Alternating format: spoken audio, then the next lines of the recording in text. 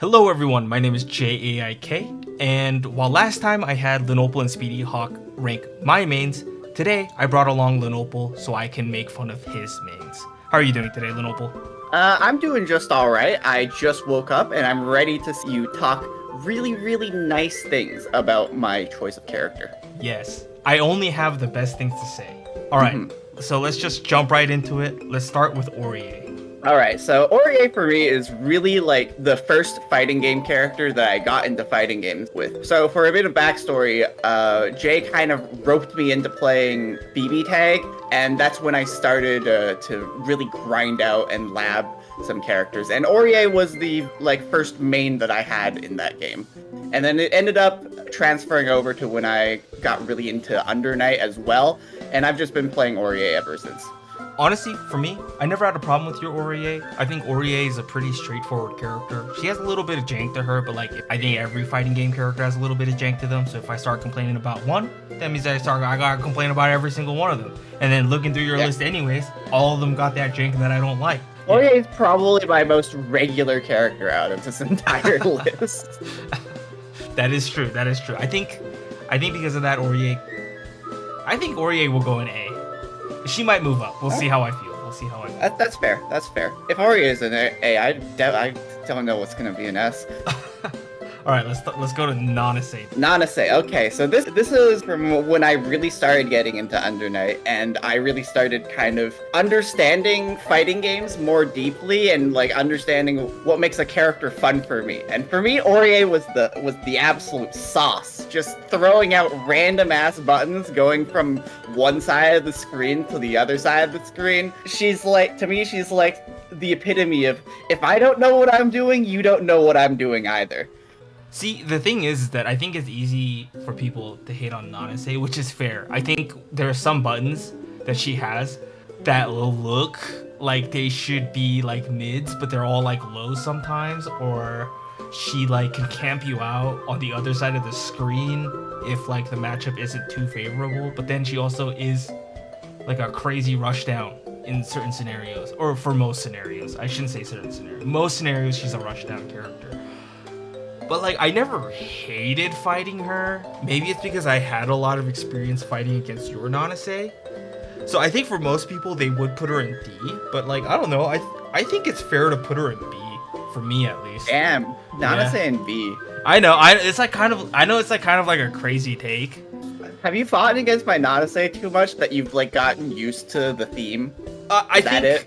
What is it? There are things that most Nanase players do that are the same no matter what, and which is kind of their bread and butter of how they try and open you up, right?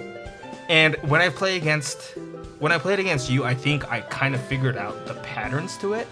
Obviously, there are players that are just more experienced on the character that will have different ways of going through the flowchart, but for the most part, when I played against most Nanases, they did the same things you were doing, and I think I kind of got used to it. All right, man, that's fair. But Nanase in B, that's crazy to me. But I also haven't faced the upper echelon, of Under Night players, because I'm not there yet. But all right, Switch Axe. Okay. So gotta put a Monster Hunter rep there. Switch Axe has been the random weapon I picked up out of the list from Generations Ultimate, and I think I've played it in every single Monster Hunter game that I've played. I've pretty much played every single incarnation of Switch Axe, actually. I think the only version of Switch Axe I haven't played yet, due to not playing the game, is For You, but every other game I've played Switch Axe. I've done the very first game it's in to Wilds. So what made you want to play this weapon in general? At first it was just cool, and then later on I kind of really liked the loop that it puts me in. Switch Axe, you're kind of just in a loop of you're building up the sword gauge in your regular form, and then you transform the sword form, and then you have a secondary sword gauge that you amp up. And then you just, while your gauges are all up, you just dump the most amount of damage you humanly can. And after that, it's kind of just a management of both of those gauges. And I like that loop. I like that in later games you get ways to cheat that loop. It's It's just a very nice thing for me to focus on in hunts. I mean, my complaints when I hunt with you guys is that all of you guys use some big ass bungus weapon, and then here I am playing either like, and here I am playing like Sword and Shield in the beginning, right? Getting fucking knocked around, not by the monster, but my own fucking teammates. The amount of explosions that happens off of my switch axe is great. I don't think I'm pretty sure, like in smaller monster hunts that we've done together, I've hit the monster maybe twice in certain scenarios, and that was like triple the DPS that I would do from a different small monster hunt because I just can't get in there. Everyone's just doing their big bungus damages, and I can't hit them. Honestly, it's a skill issue from you, Jay. You just need to slot in, what is it, flinch free? Yeah, you're right. Despite all that, I've never had a problem with any of your guys' weapons. In all fairness, right? Because like, it is kind of nice to be carried here and there. I'll put it in A. I'll put it in D. Mika. So, also starting from my BB tag addiction, my partner for Aurier was Mika. Now, meta aside, I like the lore team up there, and I also really liked Mika in tag.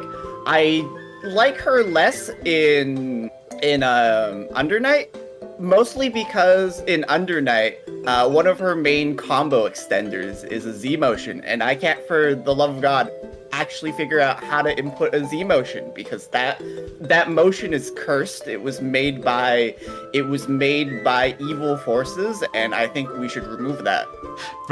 Bro really said skill issue to me, and then says he can't do a fucking Z motion. I think Z motions are the devil. Whoever made it, it's not right. It's not right. What even is a Z motion? Wait till you learn about reverse Z motion in certain older games. Yeah, let's just get this out of the way. This is the worst fucking character I played against. Like, cause I think with at least with Nanase and Aurier, there's some level of thought, or like there's a certain flow chart that I think I'm able to kind of like feel my way with Mika. The nicest way I can put it is that these players don't think. I think sometimes. Don't you like when we're in that kind of like mid-screen neutral? Don't you love when we're in that mid-screen neutral situation and then I just randomly throw out the super command grab and it like fly halfway across the screen in like 5 frames and you have to react to that grab? Yeah, but it's like, but at the same time, it's like, what normal human being would throw that out in that scenario? No one. It works every time. You guys don't think.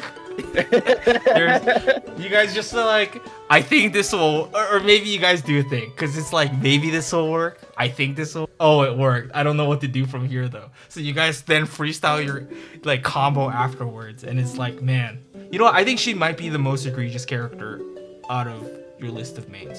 Lux. Okay, we're getting into League of Legends. Lux for the longest time, which I remember when I first told you this, you thought it was super interesting because back when we started playing League of Legends together, I was already deep in the next character that's on the list. But before that, I would, for the longest time, started off playing League of Legends on Lux, and ever since then, I've just been always good at hitting her skill shots. It's something that's never dropped. And so out of that, I put her on the list. So, I mean, I have played with your Lux every now and then, especially since I am the ADC main. And whenever you play support, you play Lux for me. And I like your Lux. I think your Lux is really good. The only downside is that like you have like this weird vendetta against putting down pink wards, so I have to put down the pink wards every time.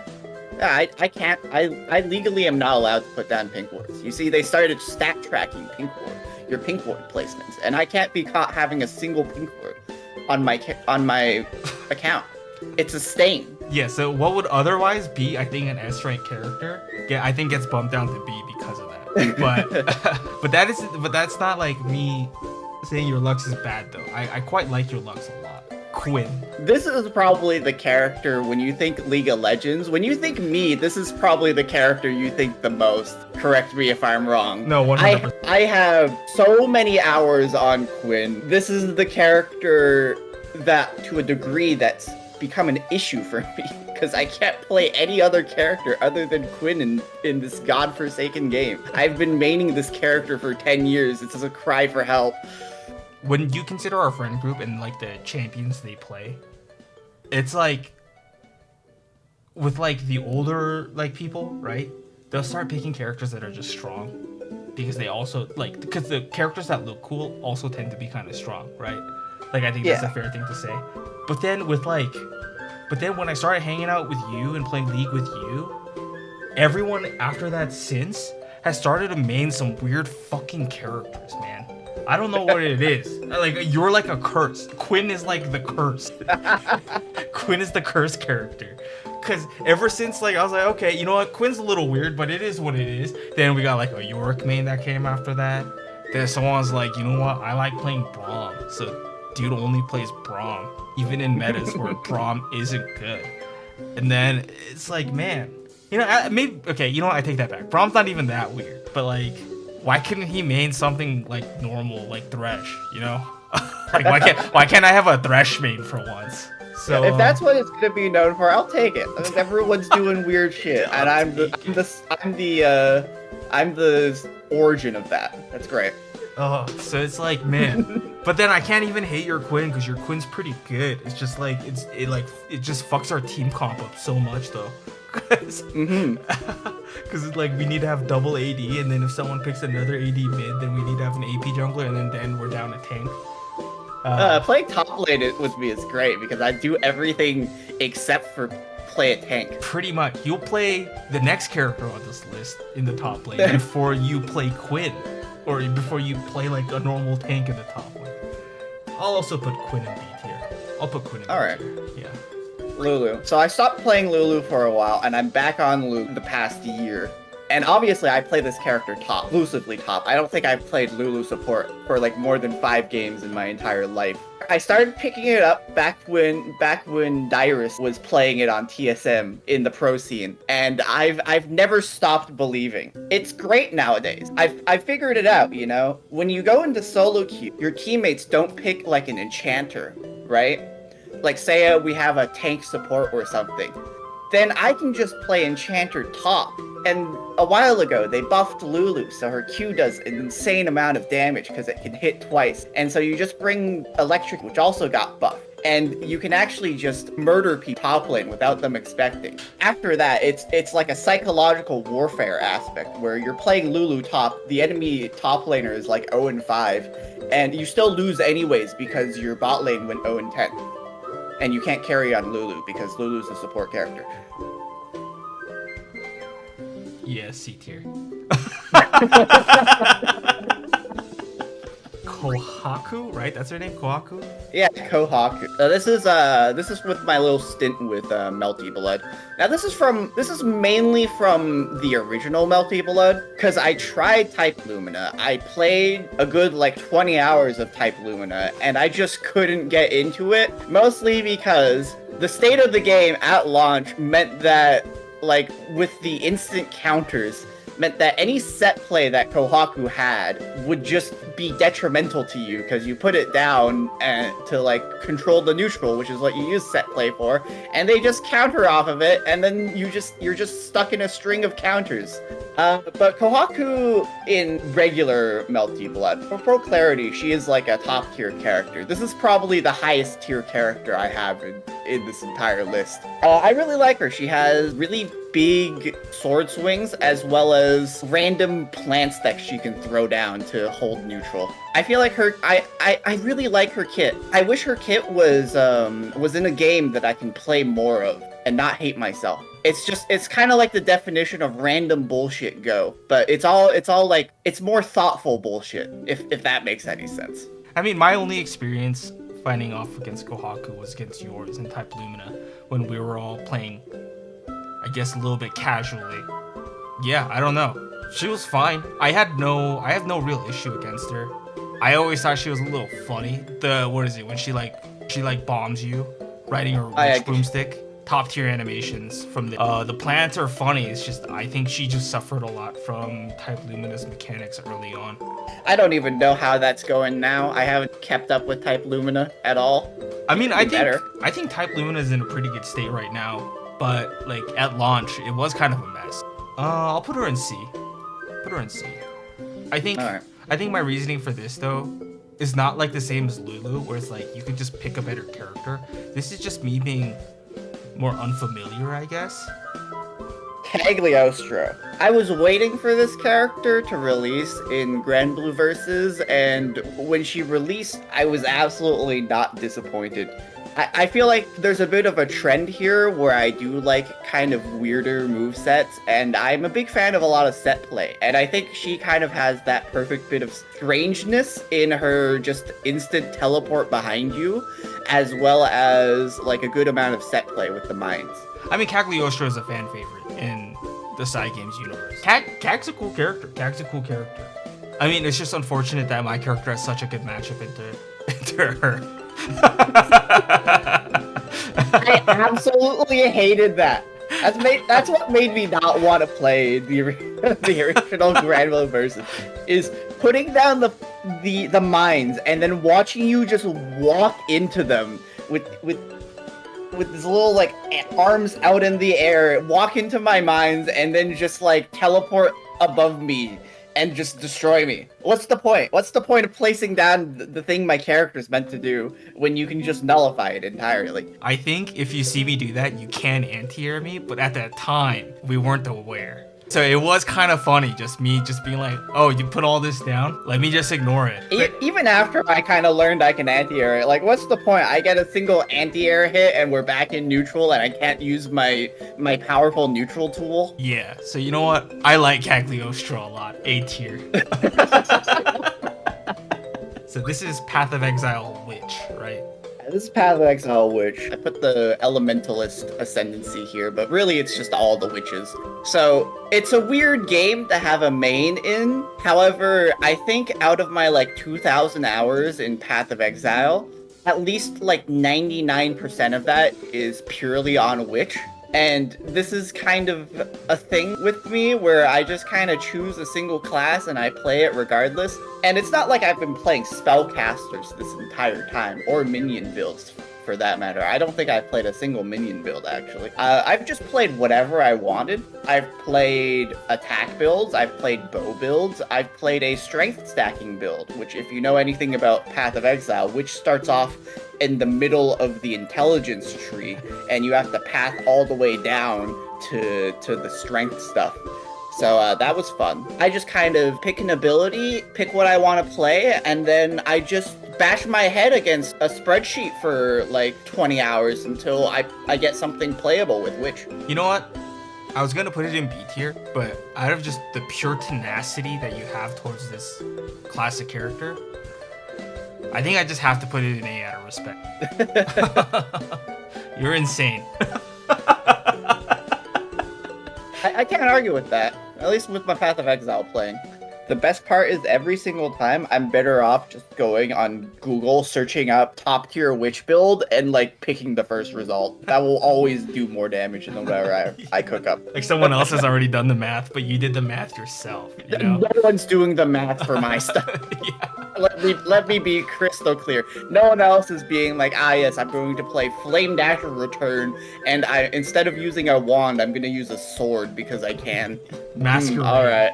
Masquerade. I love this Pokemon. I've loved it ever since it came out in Generation 3. I love the fact that Surskit was the first water bug type. I wish this was a water bug type. And actually, I got that dream kind of fulfilled in Scarlet and Violet, where I had it terrestrialize into a water type for no other reason than that is how God intended this Pokemon to be. And I brought it all the way Master Tier in the VGC format during the first split. I've been trying to make this Pokemon work, finally took it on an entire run, played a rain team. I think when I think of Pokemon and you together specifically, Masquerade is definitely a Pokemon that stands up there because that run was legendary. I will say it was kind of a legendary run because I remember Having to play the Dondozo matchup as Masquerain in a Rain team was quite interesting. Because I remember also, like, we gave you so much shit for using this mon, and then you proved us all wrong.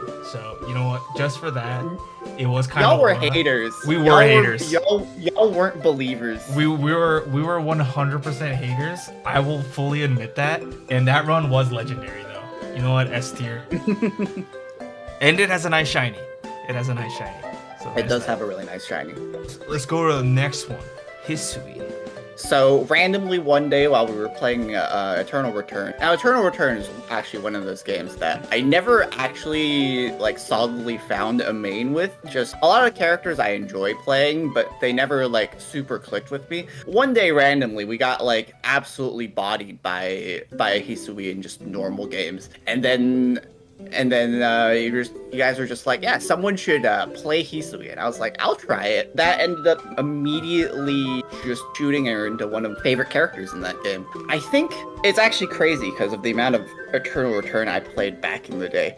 I played Hisui for like a week straight, and I grinded a bunch of games by myself, and now Hisui's like my second or third most played character in that game. Yeah, I remember that time specifically because I also picked up Lenore at the same time you picked up Hisui. I remember I have a lot of good memories of us just trying to figure out how to play our respective characters. And I think for the most part we've gotten pretty good at both of our characters. I mean, at least for bronze elo. Yeah. We're doing pretty good down there. Yeah, we're kind of killing it down there.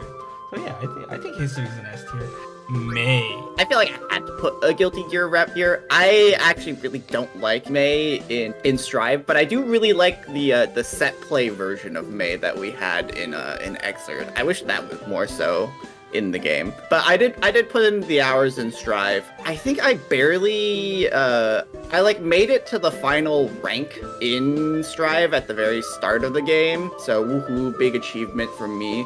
And then I was like, I'm gonna grind out like I'm gonna grind out all the way to the what's the final rank in Strive called? Celestial. Yeah, Celestial or what? Yeah, I just never did it.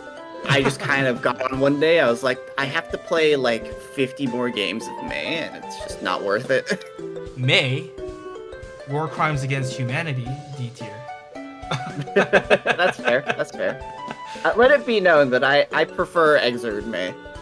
I mean, I will talk about this in my May video.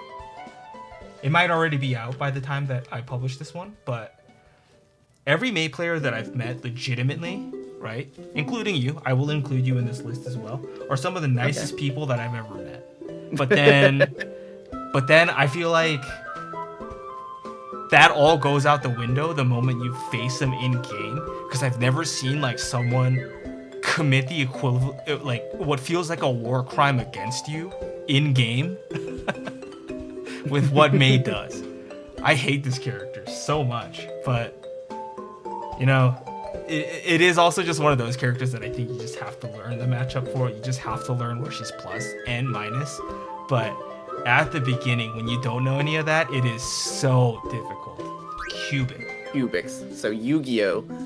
This was a random recommendation from you that I read that I just decided to pick up, and this is my go-to Yu-Gi-Oh! Deck for like the last forever. Is it good? No. The way I play is I play half a Cubics deck, and then the other half of the deck is entirely just going second, like staple cards like Raigeki, Thunderstorm, all that stuff, Harpy Feather Duster, and you know, if I don't draw into my Cubics combo, I have enough going second cards that I can just stop the opponent from playing the game. I mean, I've seen you play. You play like a psychopath. I mean, Cubics, it's like really hard for me to pinpoint exactly where I think I would put this on the tier list. I mean, because the villain uses it in the movie, and I always thought he was cool. Cubics do look a little bit freaky, but they are kind of cool looking. You know, they're like the freaky kind of cool. Like the edgy part of me kind of likes it. I don't know. I think I put in B tier. I think you're pretty good at the deck, which is like really funny to say out loud. Because like, who's good at Cubics, man? There's not a lot to the deck. I haven't actually played the way cubics are intended. You just play what's his name? Dark Cubic Lord Crimson Nova, and that's kind of the entire deck at this point. He kind of skips all the depths that the decks are meant to have. This is World of Warships, right? Yeah, World of Warships. This is specifically the Le Fantasque class of French destroyers. Okay. There's two versions of the ship. There's the tech tree version, and then there's the premium one. They're technically two different ships, but they're very much the same ship statistically. There's like slight differences. Essentially, how this boat plays is entirely antithetical to how destroyers are supposed to be played in World of Warships. Supposedly, this isn't even the case anymore because aircraft carriers and whatnot. Supposedly, destroyers are like your stealthy, like scouting ships. You're the ship that's supposed to go in, take capture points, have a low detectability so people won't be able to see you, and then in the stealth shoot out torpedoes. And then if you're ever caught with your pants down, you just put up smoke. And that like shrouds you in the smoke and you can't be seen anymore. That's kind of the intended playstyle of a destroyer. However, the Le Fantasque line of destroyers doesn't have smoke. It has not very great concealment, but what it does have is it has fast-firing guns. So you don't play the objective, don't rely on stealth because you don't have it, and you don't really rely on your torpedoes, despite the fact that they're actually pretty good. You just go max range in open waters, full speed, because these ships are hella fast, and you just hold down your fire button, and you're just open water gunboating the entire time and being an absolute nuisance. Huh. It's a ride or die playstyle because everyone is gonna shoot at you when you do that, and then all you gotta do is you just gotta manage your speed and your turning to just dodge every incoming shell and just continue shooting. This is like high risk, no reward.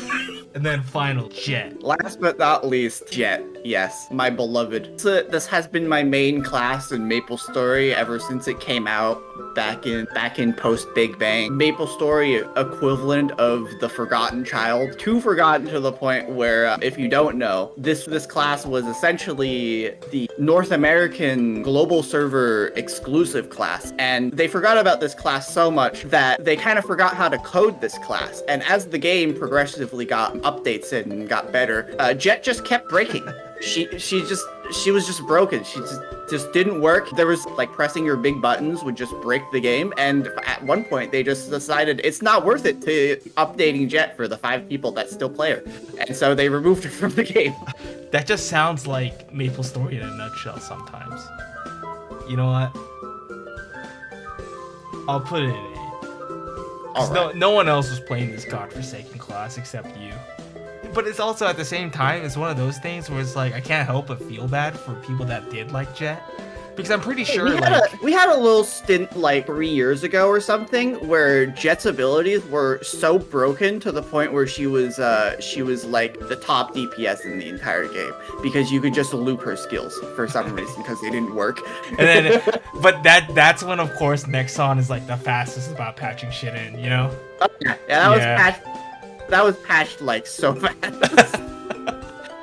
I think I've been pretty fair about all this. Yeah, you've been really fair about it, which is what I'm surprised about. I was ready to go into this to like rip you apart, but honestly, after hearing your explanations for certain things, I was like, you know what, that's fair.